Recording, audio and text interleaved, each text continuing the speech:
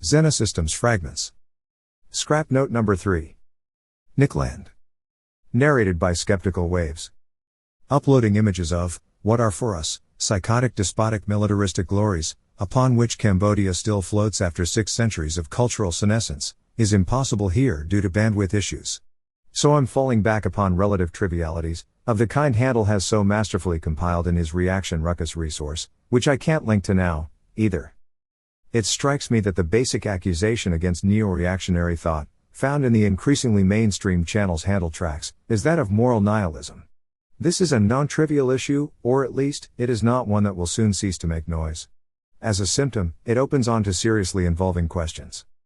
At the most basic level, this accusation refers, unknowingly, to the neo-reactionary assertion that Western civilization has taken a pathological road, such that a distinction between facts and values seems not only credible, but even ineluctable. To strive for honesty without qualification under such historical circumstances is already moral nihilism. One must either submit to the lie in the name of the good, or hazard the good, radically, in the name of truth. The crisis of the present age is the widespread, if unacknowledged, reality of this harsh fork. There are important lines of departure at this point, which far exceed the scope of a scrap note. The strong suspicion of this blog is that Chinese neo-traditionalism offers a decisive break from this Western cultural pathology, which is why Mo Ongzhen is regularly referenced here. Occidental traditionalists turn to the prospects of an Aristotelian revival, typically under Catholic Christian auspices, as an adequate response to the same dilemma. Insofar as we speak from the modern West, however, it is the Nietzschean provocation that surreptitiously guides the discussion. If it is not yet possible to be either Chinese, or ancient, anything other than moral nihilism is an absence of intellectual integrity.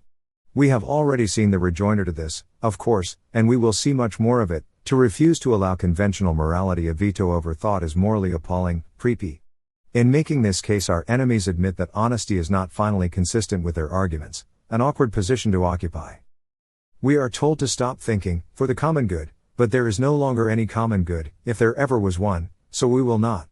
Since sensitivity to reality cannot but ultimately prevail, they will lose eventually.